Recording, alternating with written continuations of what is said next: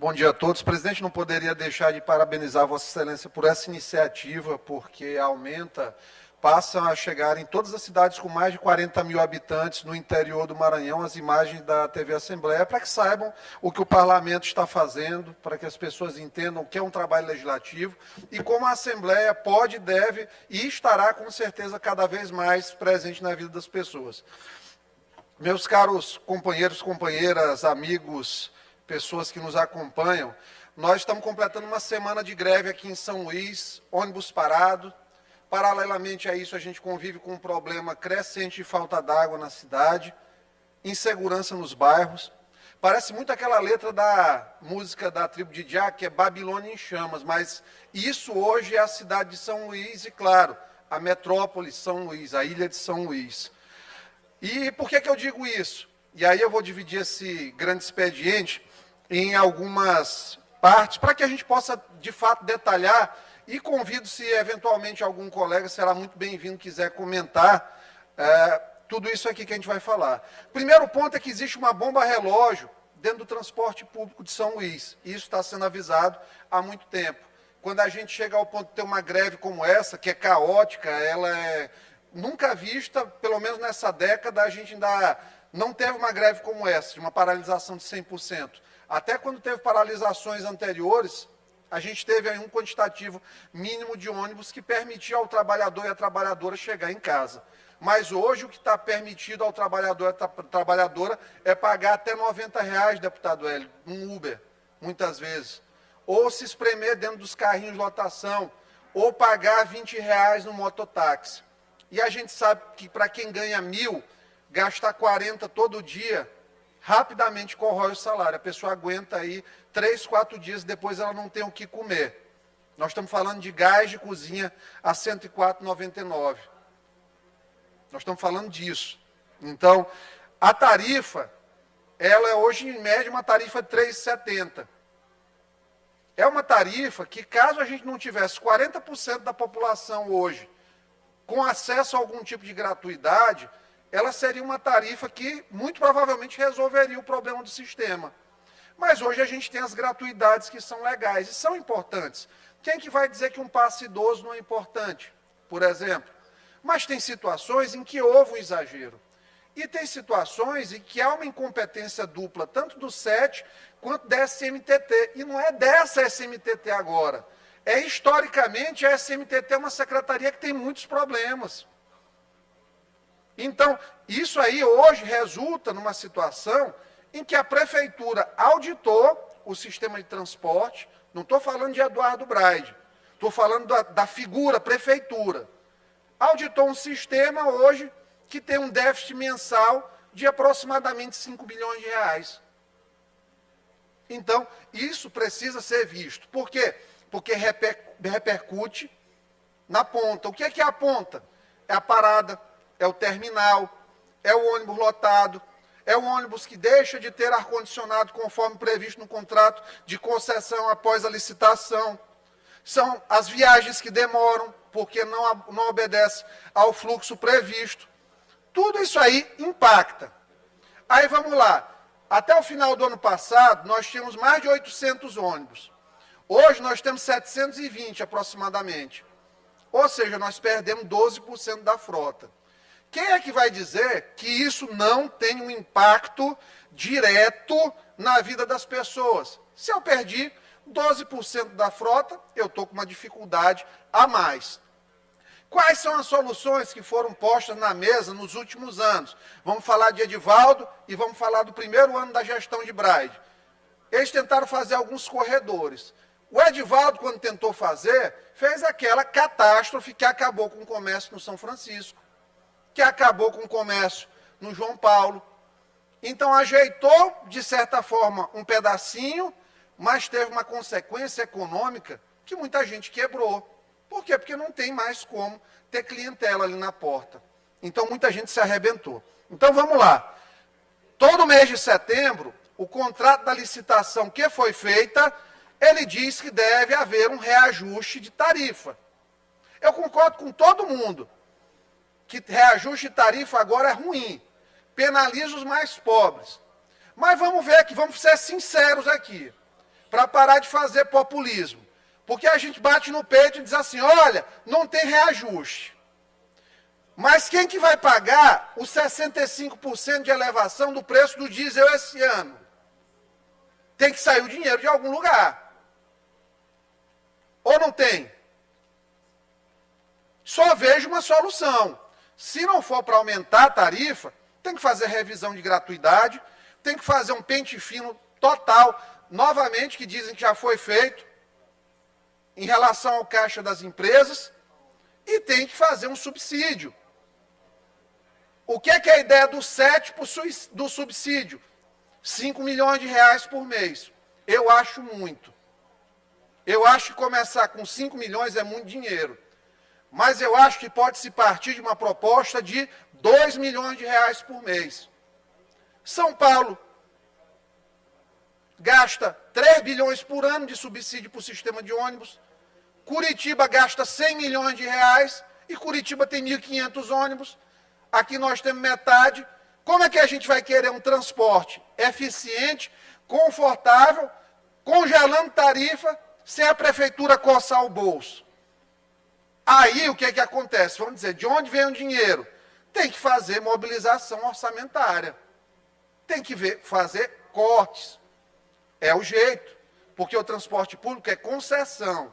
A gente não está falando das empresas que saíram aí começando a prestar serviço e hoje tomam de conta do sistema. Não, nós estamos falando de um serviço público que é responsabilidade do poder público local, entenda-se prefeitura, que é concedido mediante um contrato de licitação que já foi quebrado de todas as formas, uma bagunça, a licitação, a começar do fato que não teve plano de mobilidade, não foi feita análise da rede de linhas da cidade para dizer para onde vai cada ônibus, uma verdadeira patetice, diga-se de passagem, que quem bate no peito para dizer que fez licitação está sendo, na verdade, um irresponsável porque foi mal feito e, sem dúvida, precisa ser revisto. Então, 2 milhões de reais por mês de subsídio, eu acho que é razoável. Por quê? Para estancar esse aumento nesse momento. Porque já está 2 anos o contrato que foi assinado prevendo o reequilíbrio. E não foi feito. Então, como é que a gente vai dizer? Vamos aumentar o salário de quem está em greve, que eu acho super justo, né? A gente só tem que adequar os percentuais, os benefícios para a realidade. Mas a gente tem, se vamos aumentar salário, folha e diesel, o que é o custo da empresa de transporte? Folha de pagamento, combustível, peça e renovação de frota. O ônibus, que era 300 mil, hoje em dia é 500 mil. As peças aumentaram. O diesel subiu 65%. E a gente quer aumentar a folha? Para não aumentar a passagem, só tem a fórmula da prefeitura complementar. E é legal, não é imoral a prefeitura contribuir. Teresina passou por 4 meses de greve intermitentes. Novamente agora. Verdadeira catástrofe no transporte de Teresina aqui do lado. E a gente está simplesmente aqui lavando as mãos, infelizmente, e precisa de uma solução. Quando a prefeitura chega e diz assim, nós vamos dar um cartão para quem está desempregado. Quem que é o desempregado?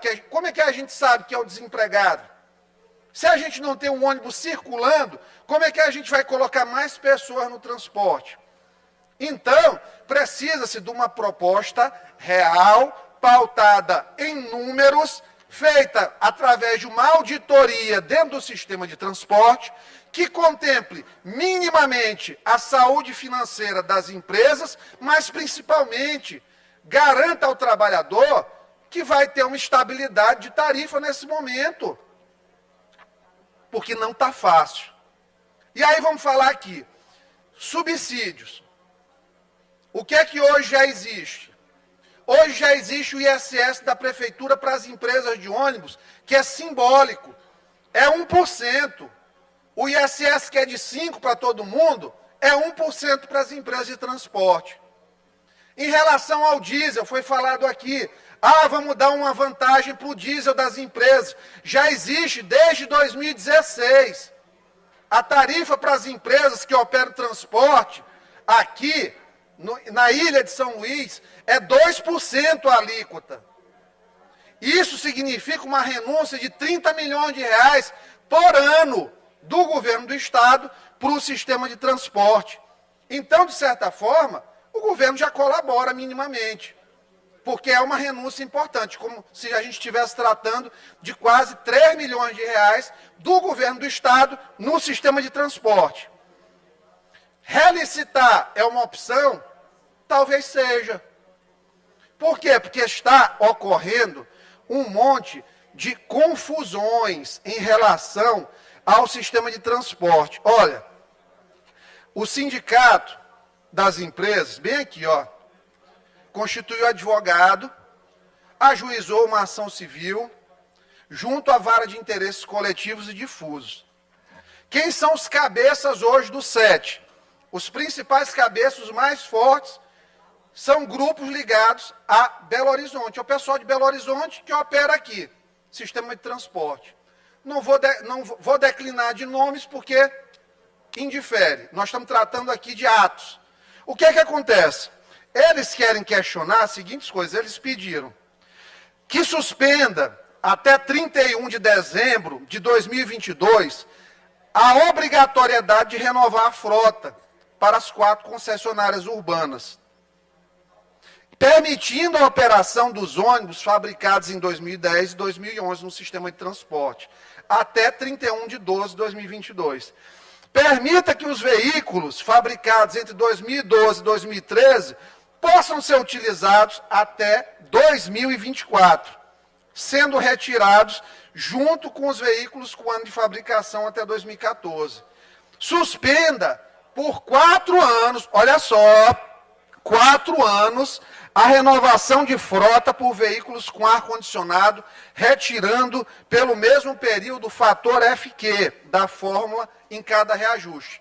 Porque o cálculo da tarifa, deputado Hélio, tem uma formulazinha lá que diz assim, a quantidade de ônibus com ar-condicionado, que tem um consumo aí 30% maior, 30%, 40% maior, entra, ou seja, quanto mais ônibus com ar-condicionado, maior o reajuste da tarifa.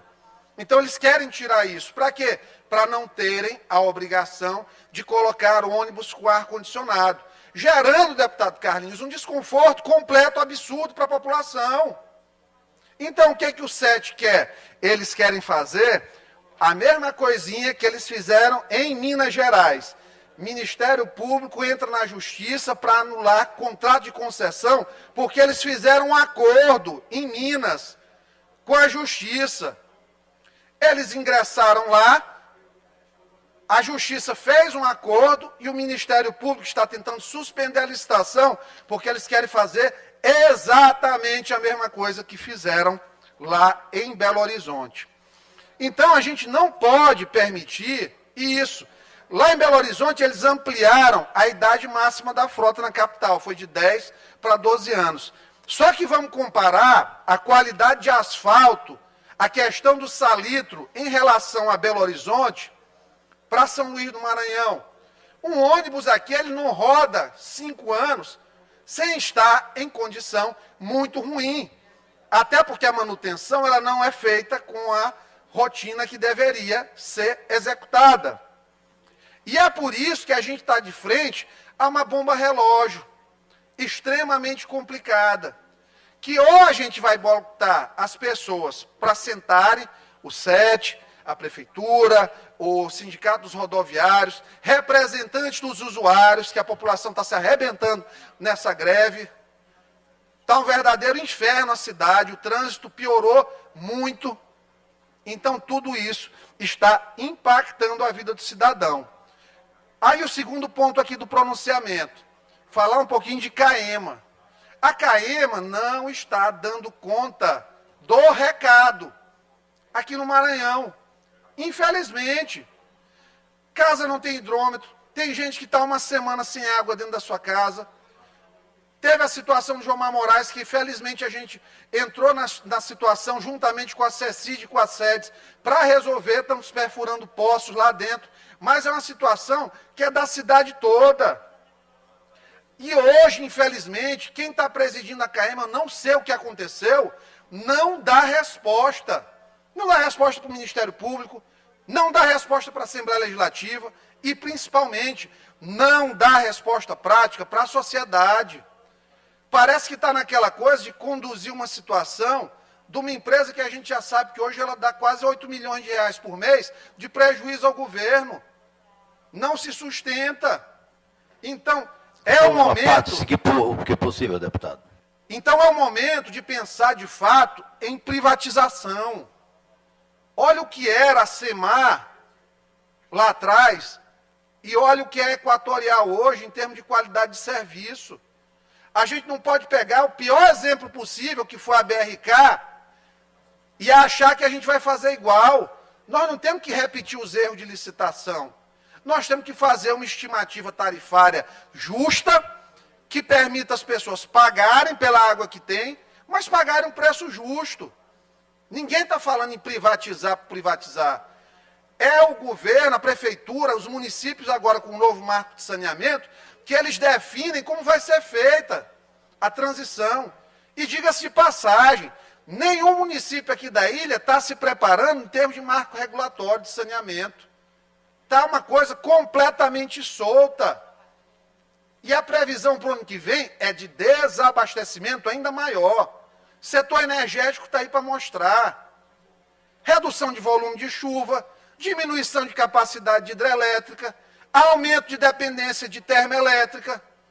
Nós não estamos avançando na questão das energias renováveis, solar e eólica, como deveríamos.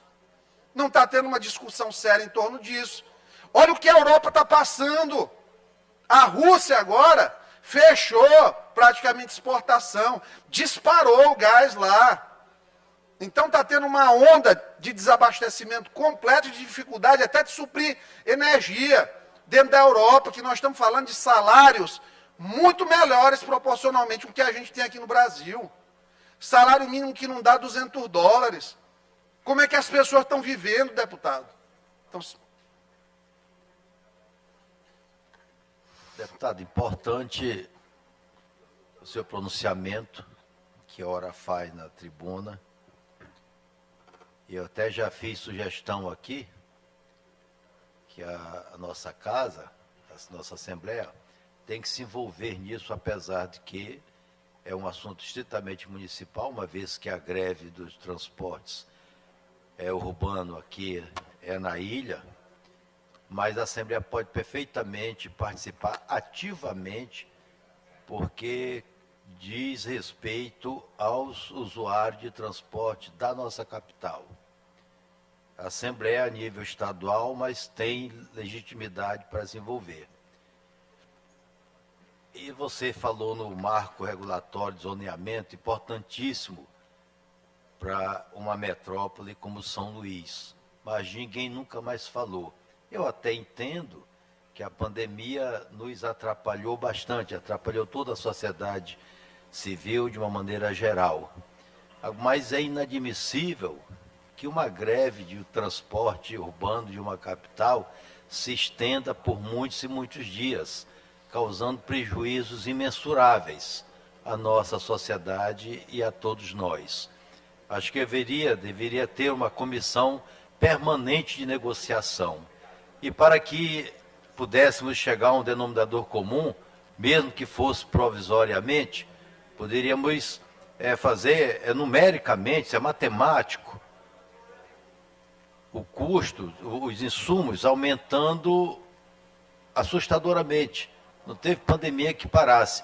Mas, em outro lado, na ponta, os salários dos funcionários, os que são trabalhadores, com carteira assinada principalmente, não teve aumento de nada, congelou.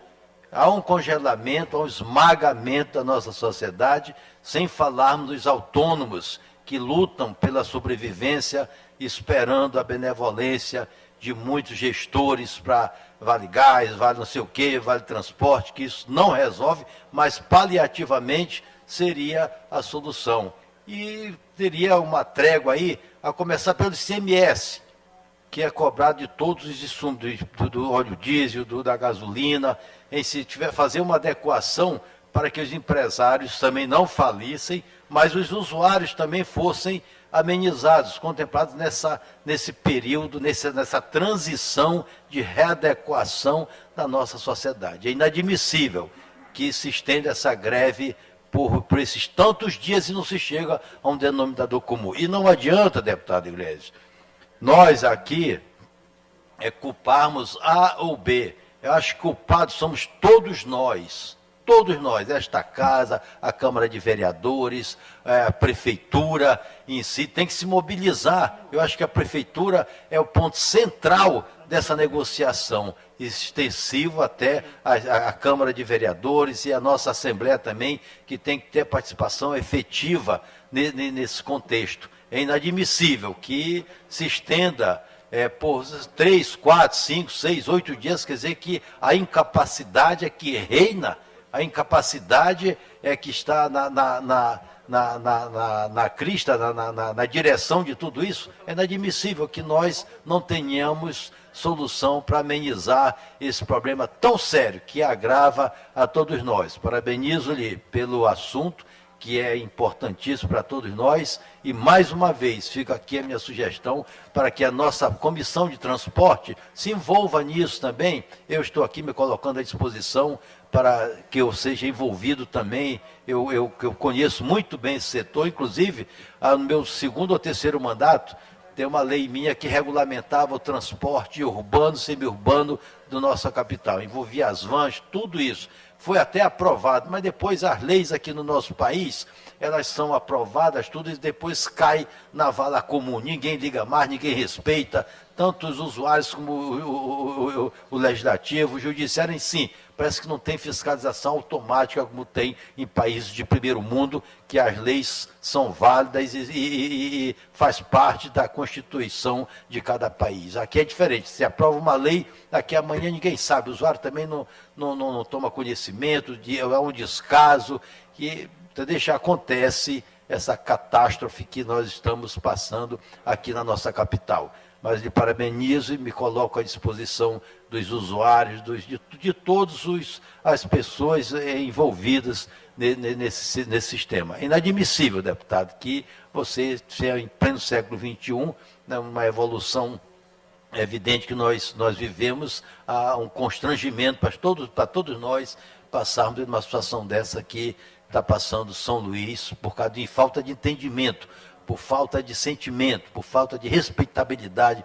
com as pessoas, que existe esse tipo de problema. Porque se existe o prefeito, existe o vereador, existe o deputado, existe as casas que dirigem as leis e que protegem o cidadão, por que não chegamos a um denominador comum para que acabemos com esse tipo de situações vexatória, humilhatória, muitas vezes? E parabenizo e solicito faço sugestão ao nosso presidente para que convoque a nossa comissão de transporte para que possamos nos adicionarmos a esse problema para encontrarmos solução. Muito obrigado, deputado.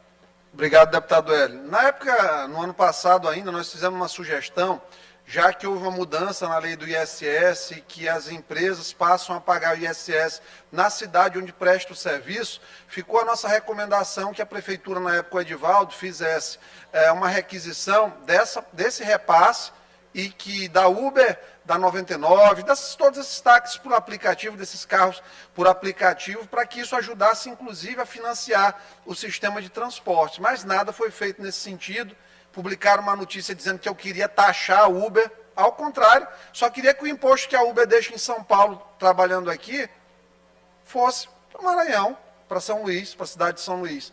Mas as pessoas têm a tara, a perversão por sempre tentar desvirtuar e tentar criar caos nas afirmações alheias, lamentavelmente. Mas voltando aqui, sua sugestão muito bem-vinda sempre. Em relação aos combustíveis, vamos lá. Combustível, a gente está tendo uma escalada de preço. Projeta, por favor, a imagem lá. Nós estamos tendo uma escalada de preço nesse último ano, está desesperando todas as pessoas. E aí a gente tende a pensar que o Estado disparou em arrecadação por conta disso. Eu mesmo era uma das pessoas que tinha dúvida em relação a essa situação. Fiz primeiro um levantamento da arrecadação nos dados disponíveis no portal da Cefaz e depois pedi informações ao secretário Marcelos, que, como cidadão decente que não negou encaminhou aqui integralmente. Então, vamos lá. 2018, nós tivemos 2 bilhões e 173 milhões de arrecadação de ICMS com combustível. 19, 2 bi 621. 2020, 2 bi redondo, caiu. Pandemia, obviamente. E em 2021, nós até setembro temos os mesmos 2 bi redondos. Mas o que é que a gente pode perceber? Porque a gente não pode pensar no número vazio. Ó, em 2018, ICMS de combustível era 31% da arrecadação. Em 2019, que foi um ano que teve uma recuperação econômica, que deu um gás no que a gente imaginava que teríamos no curto prazo, deu uma melhorada no cenário econômico, aí a pandemia veio e estragou tudo, o combustível era 33% da arrecadação. Por quê? Porque começa a transportar mais, a economia aquece, o mercado de combustíveis vai junto. Em 2020, caiu para 25%. 25% do ICMS é combustível. E em 21, até setembro, nós estamos falando em 28%. Ou seja, muito provavelmente, a gente não vai chegar ao cenário de 2019. E olha o que é interessante desse dado aqui que eu tive a oportunidade de fazer um gráfico e criar. Ó, o preço da gasolina é a linha preta, o preço do diesel é a linha verde. O ICMS do combustível é a linha azul e o ICMS total é a linha vermelha. Claro que são dados diferentes, a gente está falando R$3, R$4 ali no dado do diesel e da gasolina no começo, e estamos falando de bilhões. Mas a gente junta os gráficos para mostrar a variação. Olha só, nós estamos ali no período de 2018, janeiro até setembro. Veja como 2019 houve um aquecimento na arrecadação do Estado, ali na linha vermelha e na linha azul, que criou depois um vale, isso é, caiu vertiginosamente em 2020. Pandemia. Veja que o preço do combustível, entre 2019 ali, nós estamos falando de verde e preto, as duas linhas, se mantiveram quase que estáveis até o ano de 2020. A gente não teve escalada de combustível nesse momento.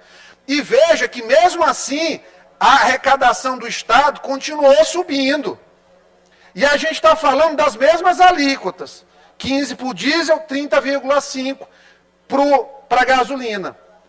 Quando começou a ter a disparada ali nos últimos 12 meses, veja só, de 31 a 45, estamos com um ano mais ou menos nesse inferno, a arrecadação subiu um pouco, mas depois ela volta a cair, sobe um pouquinho, volta a cair, ou seja, ela está estável, enquanto o preço do combustível continua a galopar. Quem galopa mais? A gasolina em relação ao diesel. Por quê? Porque o diesel tem reajustado menos e nós estamos falando de uma alíquota de ICMS menor. Percebe ali que tem uma discrepância entre o verde e o preto ali no final. Eles se separam um pouquinho. Mas mesmo assim, a arrecadação não está subindo às custas disso. Por quê? Porque quando sobe o ICMS, junto, sobe também o valor do combustível. E quando o combustível sobe muito, pesa no bolso das pessoas. Quem fazia uma viagem de casa supérflua, fica em casa e resolve por telefone, por videoconferência. Quem tinha seu frete, faliu. E é um ônibus a menos andando na rua. Então o consumo retrai e a gente continua na mesma arrecadação. Então, apesar da alíquota do ICMS ser alta, e é alta, nós não estamos tendo ganho em relação a isso.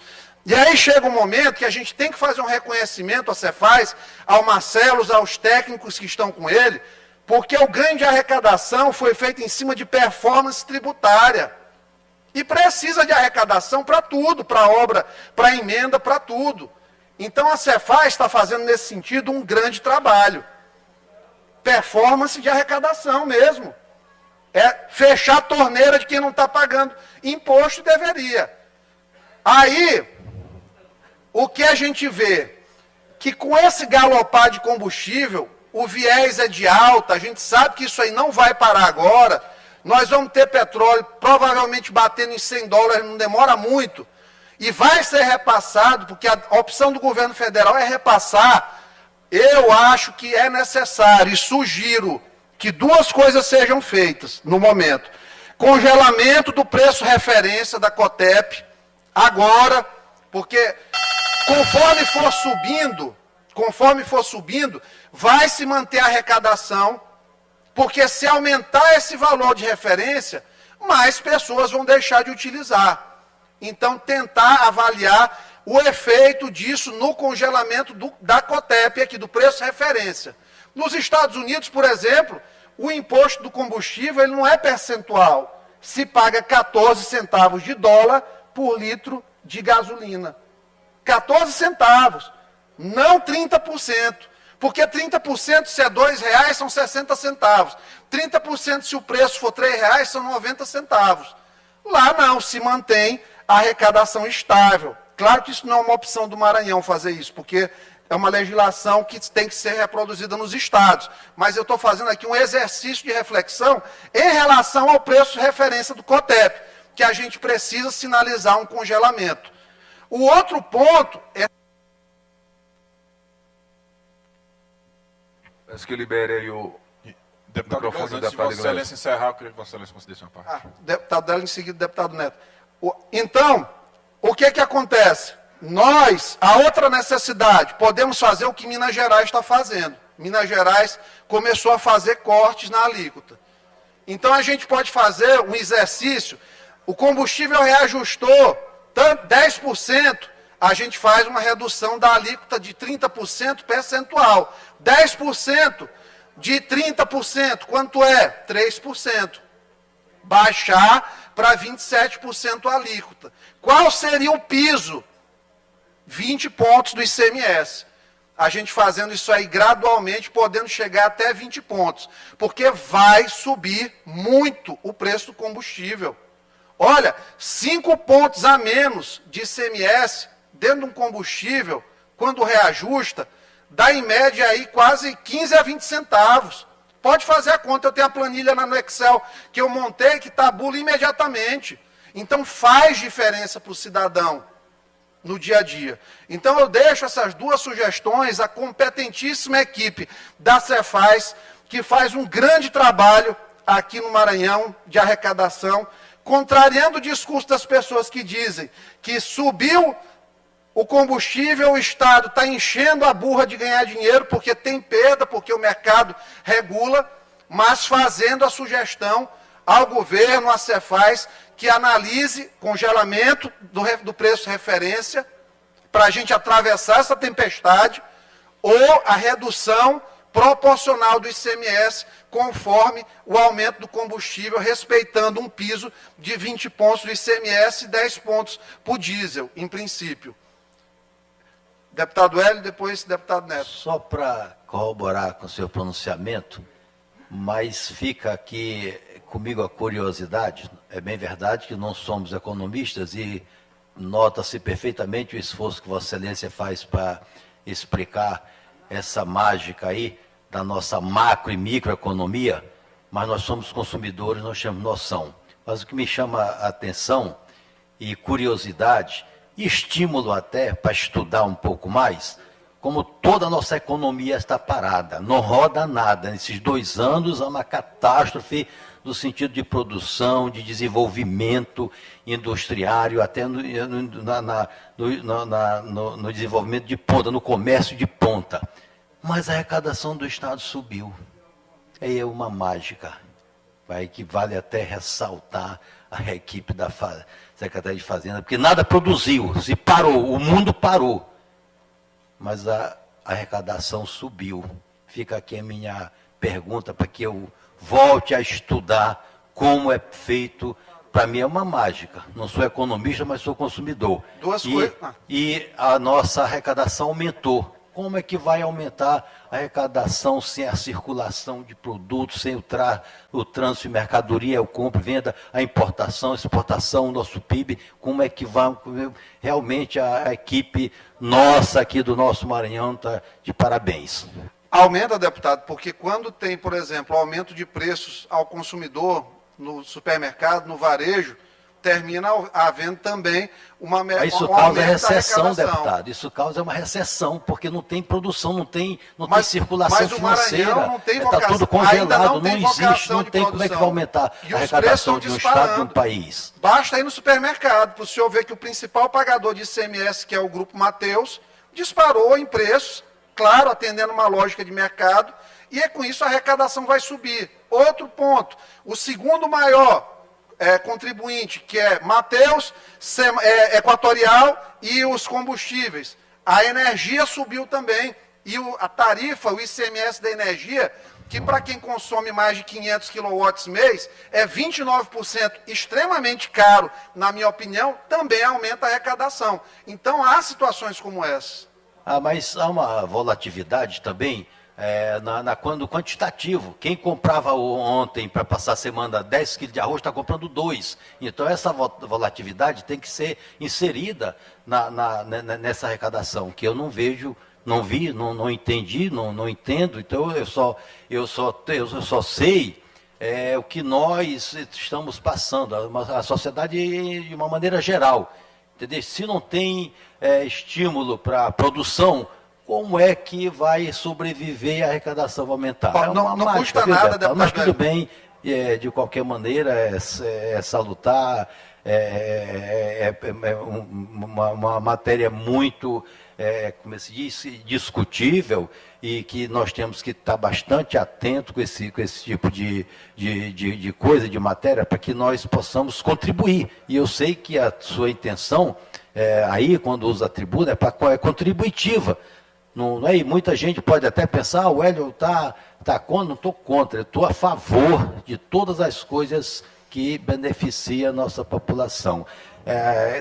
Tínhamos que discutir aumento de uma maneira geral, que o que afeta a nossa sociedade é assunto nosso, é assunto da nossa Assembleia. Mas muito obrigado, deputado. Não custa nada lembrar, deputado Hélio, que no período da pandemia, a arrecadação tributária específica para supermercados, atacados, farmácias, teve um incremento de quase 30%. Então, a crise econômica, ela se manifesta de maneira diferente para cada setor. Deputado Neto. Não, é justamente, deputado Hélio, o que o deputado Iglesias está explicando, que Vossa Excelência acabou de falar. Se a pessoa consumia 10 quilos de arroz, ela passou a consumir 2 quilos, como Vossa Excelência acabou de citar, é óbvio que vai ter uma redução no consumo e, por consequência, uma redução na arrecadação do Estado. É justamente isso aí que o deputado Iglesias está explicando, que Vossa Excelência, no seu exemplo, falou aqui. Mas, deputado Iglesias, só voltando no tema anterior que Vossa Excelência estava falando, me permita, da greve do sistema de transporte, fazer uma correção aqui na fala mais cedo que eu fiz aqui no pequeno expediente, acabou ficando trucado em um determinado momento, quando eu falei da necessidade do Estado e da Prefeitura darem as mãos nesse momento, e falei da alíquota do ICMS. Já existe uma alíquota reduzida do Estado para o combustível no sistema de transporte, mas eu insisto na necessidade desta parceria nesse momento. Afinal de contas, essa greve ela não está atingindo só a cidade de São Luís, está atingindo o sistema urbano e semiurbano da nossa cidade.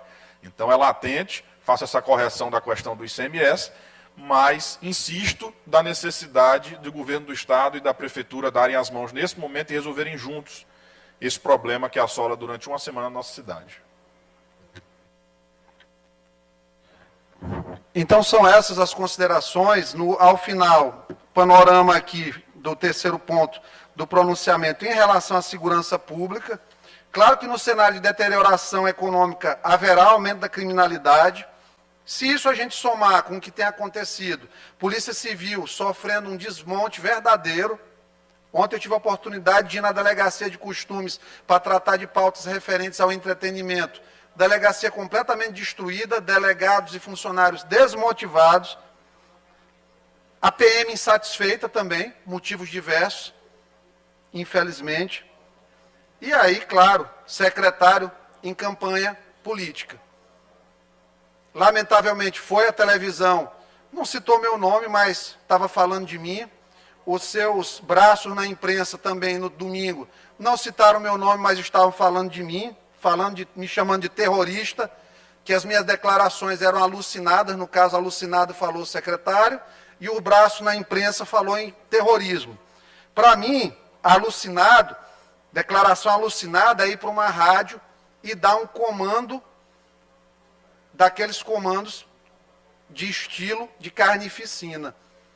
Teve toda aquela situação, morreram 7 pessoas naquela noite.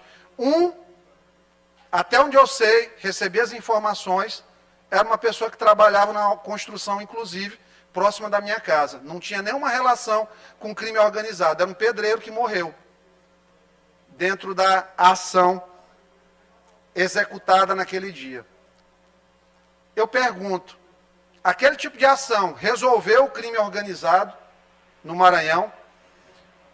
Exterminou algum chefe de facção?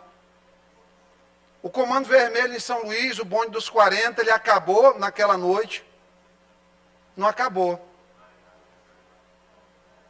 Não se mataram as cabeças do crime, se mataram pequenos tentáculos. Mas a operação, ela é midiática e ao final não vai resolver. Para mim, alucinado é esse tipo de ação do secretário de Segurança, lamentavelmente. Então, a gente precisa atuar em relação ao crime com inteligência. Sabe por quê? Deputado Hélio, deputado Duarte, todos que aqui estão, deputado Vinícius, presidente, o crime hoje, ele remunera, ele está pagando. O crime paga. Quem está lá dentro do crime organizado está empregado no crime. Lamentavelmente. E aí, tento até dizer que eu sou defensor de bandido. Ao contrário, eu defendo cadeia para todos e leis severas para não sair. Porque, como o comandante Pedro Ribeiro falou, tem gente que já foi presa 15 vezes e continua solta. Que é um verdadeiro absurdo jurídico legal. Agora, a gente tem que atuar contra a criminalidade com técnica. Está aqui, essa Assembleia aprovou a lei de recompensa no meu primeiro ano de mandato. Lei de minha autoria. O secretário, por birra, nunca regulamentou a lei. É uma lei inócua, não tem regulamentação. O Estado poderia atuar contra a criminalidade, financiando ações de delação, de denúncia, para que os cabeças da criminalidade sejam presos. E isso, de fato, controle o crime. Mas nunca fez. Por quê? Porque é dar créditos a quem não se tem simpatia. E está aí, o crime está remunerando essas pessoas. O Estado não contrapõe. Quem está com fome, o bandido que está com fome, vai receber da facção, ou ele não vai receber nada do Estado para delatar. Então fica aqui o questionamento. Para mim, segurança pública é feita com inteligência central. Sair para a rua dando tiro em todo mundo é a coisa mais fácil que tem. O problema de bala perdida, de bala desse jeito, é que mata inocente de vez em quando. De cada 10 bandidos que mata, morre 1 a 2 que não tinham nada a ver. E eu tenho certeza absoluta que nenhuma das pessoas que me chamou aí de defensor de bandido, coisa que eu não sou, não queria ter os seus parentes entre esses 2 que morrem por bala perdida. Então fica essa reflexão. Viu, secretário Porteleu, diferente de Vossa Excelência, de Vossa Senhoria no caso, eu falo nomes